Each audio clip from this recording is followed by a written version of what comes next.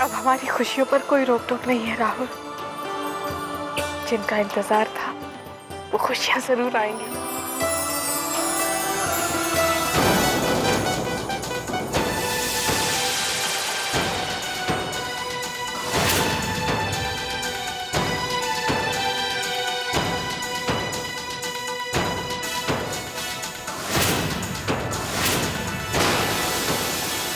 जेठ जी भी कितने बेचैन थे कि वो ताऊ जी बनेंगे भी या नहीं।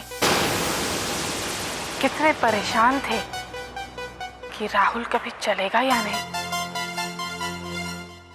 तो आप तो जेठ जी दो मिठाइयाँ खाइए, क्योंकि आप ताऊ जी भी बनने वाले हैं और राहुल ने मुझसे वादा किया है कि वो जल्द ही चलकर भी दिखाएगा।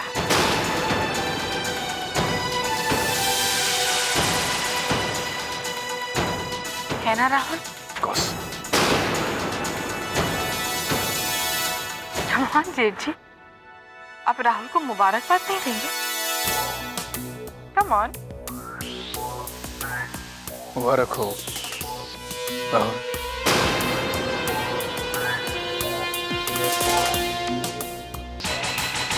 चलो भैया, जाके घर के और लोगों को ये खुशखबरी सुना देते हैं। मुझे यकीन है इस खुशी से आज हमारा घर जगमगा उठेगा।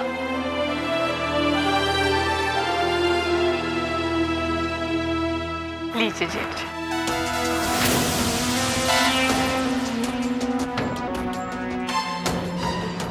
चलो भैया। चलो राहुल।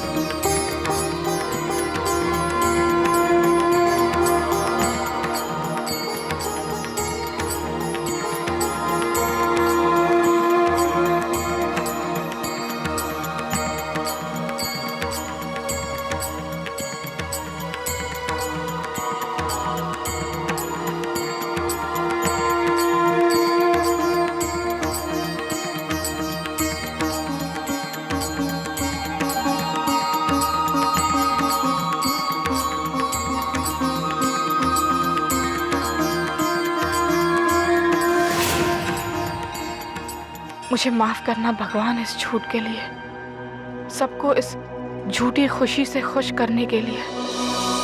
पर ये बहुत जरूरी था राहुल के इलाज के लिए। ये खुशी ही राहुल का हाथ पकड़कर उसे उसके दो पैरों पर खड़ा कर सकती है।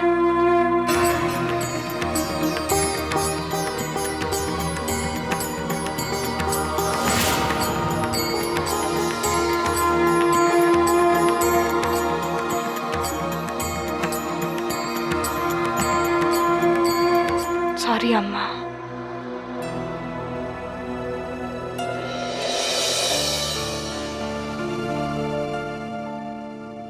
जीते रहो बेटा,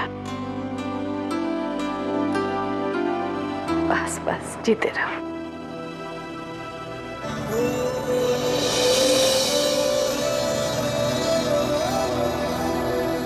खुश रहो हमेशा।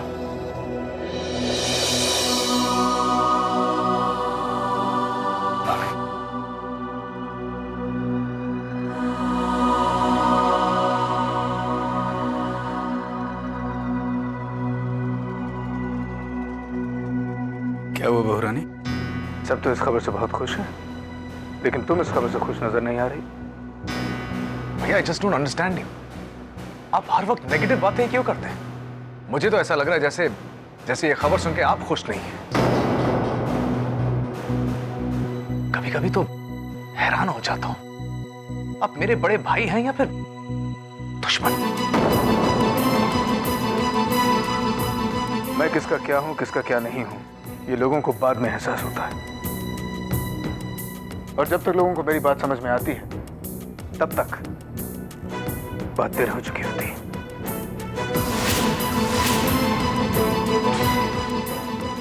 रमन, राहुल जो कह रहा है वो मैंने भी देखा है। राहुल के कॉन्फिडेंस को ऋषभ ने हर मोड़ पर तोड़ा है। पता नहीं ये राहुल को लेकर इतना नेगेटिव क्यों हो जाता है। ऋषभ, तुम मुझे मेरे कमरे में आके मिलो अभी।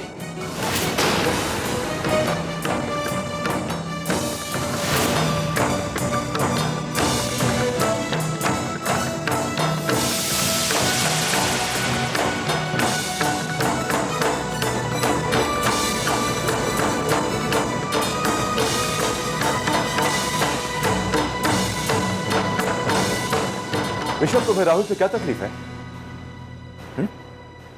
वही जो एक बड़े भाई को छोटे भाई से तकलीफ होती है डैड। और जो होती है डैड उसे तकलीफ नहीं, हमदर्दी कहते हैं। तुम्हारी ये हमदर्दी मैं कई दिनों से देख रहा हूं। मैं अगर कुछ बोलता नहीं, इसका मतलब ये नहीं कि मुझे दिखता नहीं कि मेरे घर में क्या चल रहा है। तुम राहुल के साथ बहुत कड़वी तरीके से बात करते हो ऋषभ। डैड, आपका स्कूल अलग है, मेरा स्कूल अलग है। मैं समझता हूं कि पेशेंट से जितनी कड़वाहट से पेश आए वो उतनी जल्दी ठीक होगा। अब दवा भी तो कड़वी होती है ना डॉक्टर। अपनी डॉक्टरी मत झाड़ो, ये काम राज का है और उसे करने दो। और आइंदा अगर तुमने राहुल के साथ किसी भी नेगेटिव तरीके से बात करी ना ऋषभ, तो अच्छा नहीं होगा। But dad, good night.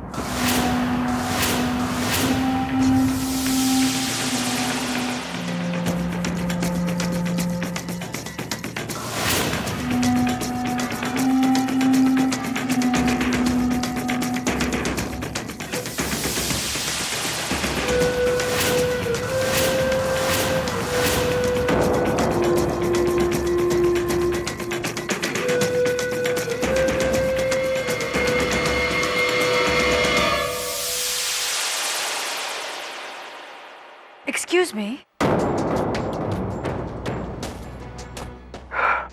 क्या?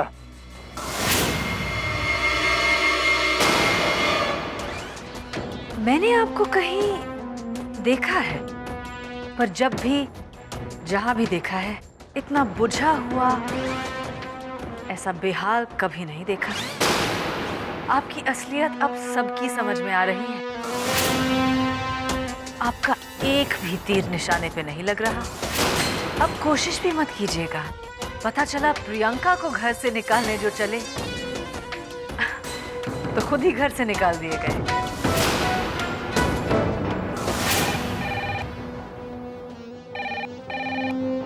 देखा, मेरी भविष्यवाणी पे घंटी बज गई।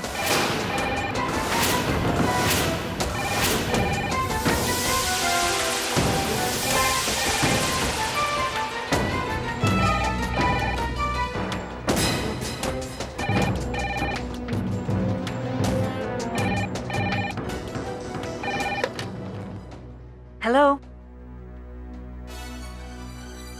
हाँ कुणाल, बोलो। बस वही प्रियंका को लेकर थोड़ा परेशान था। कैसी है वो? कैसी है? यानी कि तुम्हें किसी ने बताया नहीं? कुणाल, तुम मामा बनने वाले हो। अरे वाह, क्या कह रही हो तुम? अनु, तुमने दिल खुश कर दिया। तुम्हें तो गिफ्ट देना बनता है। I am so happy. तुमने पहले जो गिफ्ट दिए हैं कुणाल, उससे अच्छा कोई गिफ्ट अगर तुम्हारे पास है तो जरूर दे देना। पर गिफ्ट तो तुम बाद में भी दे सकते हो। फिलहाल तुम्हारा यहाँ आना बनता है। अरे मैं आऊंगा, बिल्कुल आऊंगा। अरे मैं क्यों नहीं आऊंगा? तुम्हें फिर से मिलने का कोई बहाना मिल गया? क्या कहा तुमने? अब जो कुछ भी मुझे कहना है मैं तुम्हारी अन्नू से कहूंगी। माँ बनने वाली हो तुम, ये सारी हरकतें तुम्हें शोभा नहीं देती। तुम्हें भी शोभा नहीं देता कि तुम जितना जबान चलाती हो उतना दिमाग नहीं चलाती। अगली बार मुंह खोलने से पहले किसी से कहकर अपने कान खुलवा लेना।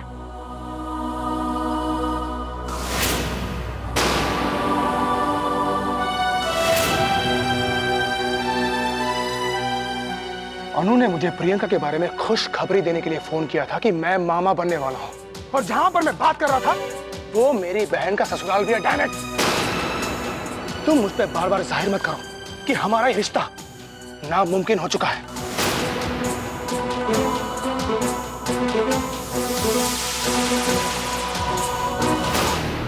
जीजू, जीजू,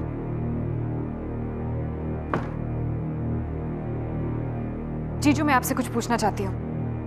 आप सच सच बताएंगे? क्या बात है निकी, बड़ी परेशान लग रही हो? मैं ये जानना चाहती हूँ कि ये कुणाल खरबंदा कौन है? अब आया हूँ पहाड़ के नीचे। गुड नाइट निकी, सुबह बात करते हैं। जीजू, आपने मेरे सवाल का जवाब नहीं दिया। अगर तुम्हें जवाब चाहिए ना निकी, तो मुझसे सच की उम्मीद मत करना। जीजू,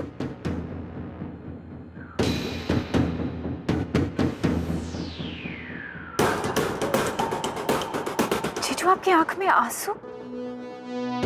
अरे पगली, दुखती रग पर उंगली भी रखती है और आंखों के आंसुओं पर एतराज भी करती है। मुझे किसी बात की परवाह नहीं, मैं सिर्फ सच जानना चाहती हूँ। अगर अपनी दीदी को अपनी नजरों में गिराना नहीं चाहती तो ये सवाल मुझसे मत करो, ये सवाल मुझसे मत करो प्लीज।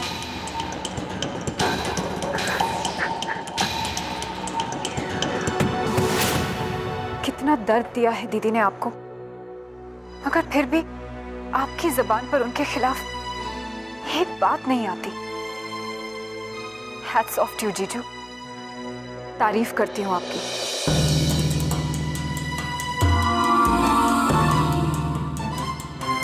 पर मैं अब बच्ची नहीं रही, सब समझ में आता है मुझे, और इस सवाल का जवाब मुझे किससे मिलेगा ये भी मेरी समझ में आ गया है।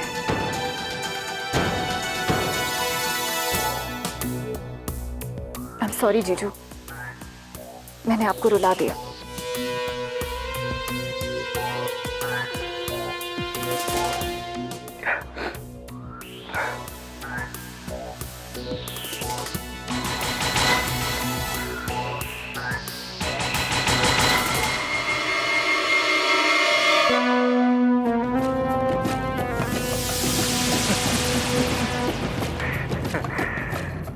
हम तो जानते हैं साली जी कि आप बच्ची नहीं हैं।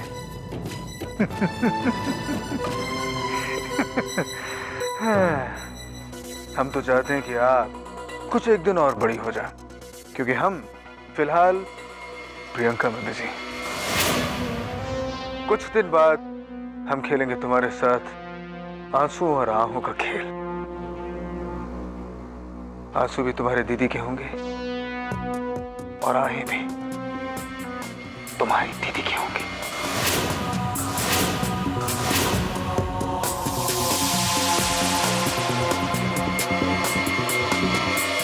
दीदी, दीदी, क्या बात है? अब तुम इतने गुस्से में क्यों? हो प्लीज दीदी, डोंट वरी अबाउट मी। आप बस मेरे एक सवाल का सच सच जवाब दे दीजिए।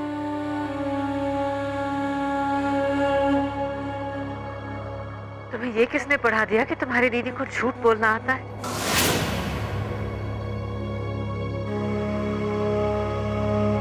ठीक है, तो आज मैं ये देख लेती हूँ कि आपको कितना सच बोलना आता है। अपनी दीदी का इम्तिहान लेने आई हो, और इस इम्तिहान का सवाल ये है, आपके और कुणाल खरबंदा के बीच क्या चल रहा है? आखिर रिश्ता क्या है आप दोनों के बीच? ये तो बहुत पुराना क्वेश्चन पेपर तुमने फिर से मेरे सामने रख दिया निकी। तुम तो आज मुझसे ये सवाल कर रही हो, पर दुनिया ये सवाल मुझसे कई बार पूछ चुकी है, और जब दुनिया भर को मेरे जवाब समझ में नहीं आए तो तुम्हें क्या आएंगे?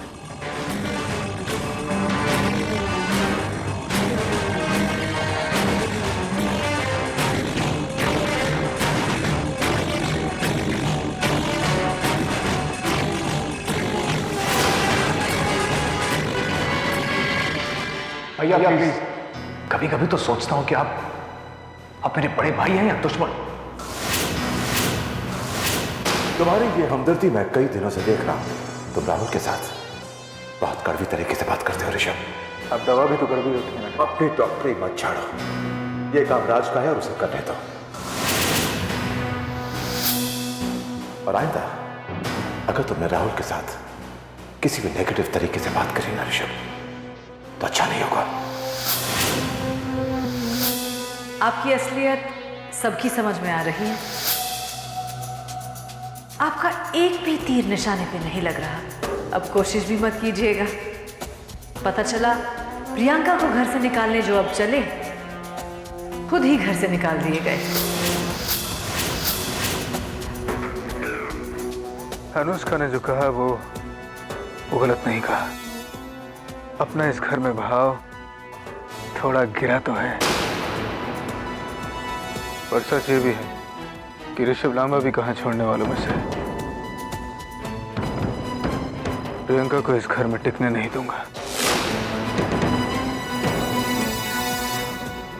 पर हाँ, कहीं कुछ गड़बड़ जरूर है।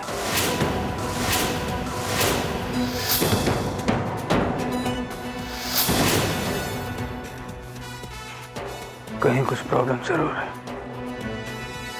प्रियंका इस खुशी से खुश क्यों नहीं है? क्यों?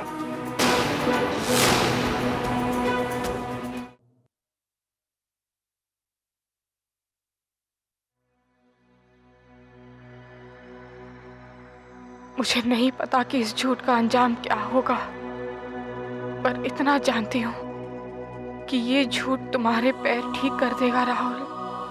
और मैं अभी इस नुकसान में नहीं पड़ना चाहती कि इस झूठ में मैंने अपना क्या क्या नुकसान करवा लिया है। पर सच कहूँ तो लगातार ये डर लग रहा है कि कहीं तुम्हारे पैर ठीक होने से पहले तुम्हें असलियत पता चल गई, या फिर मेरी ये चोरी पकड़ी गई तो मैं तो ना यहाँ की रहूंगी ना वहां की। ये डर परछाई की तरह मेरा पीछा कर रहा है।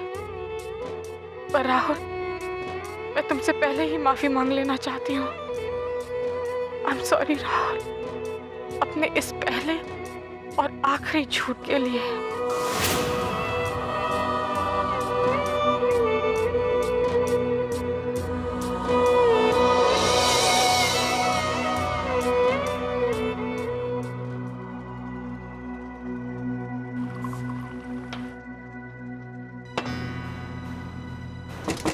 Yes, come in. हे जीजू। Hey, Nikki. Come in. Oh, come in. I am sorry जीजू, मैं आपको बार बार डिस्टर्ब करती रहती हूँ।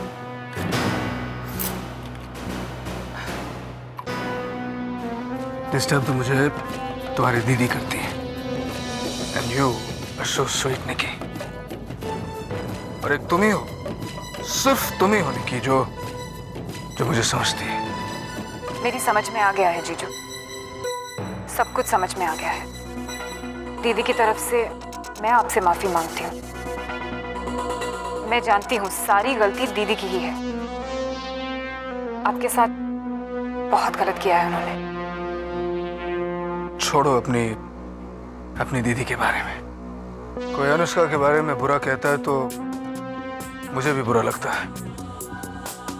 एक्चुअली दीदी आपका प्यार डिजर्व ही नहीं करती। उन्हें कदर ही नहीं है आपके प्यार की।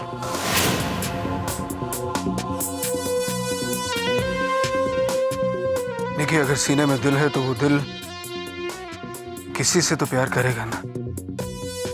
अब मेरा नसीब की मेरे दिल के हिस्से में अनुष्का आई तो मैं क्या करूं? जीजू, you're great. You're really great.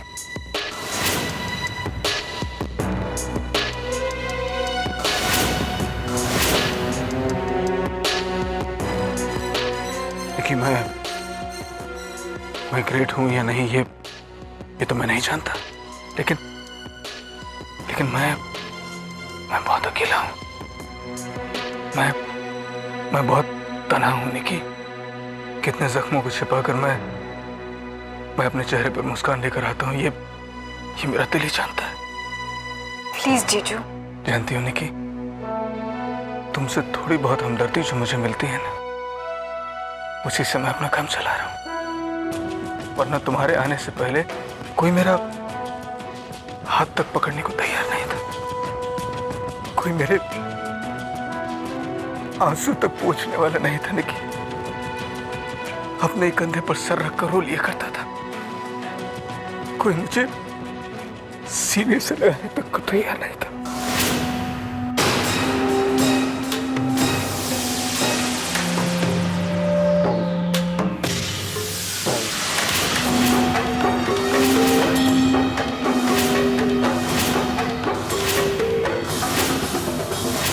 इस घर में एक नया तूफान आने की तैयारी कर रहा है। इस घर में कलयुग बाहर की दुनिया से ज्यादा काला होने वाला है।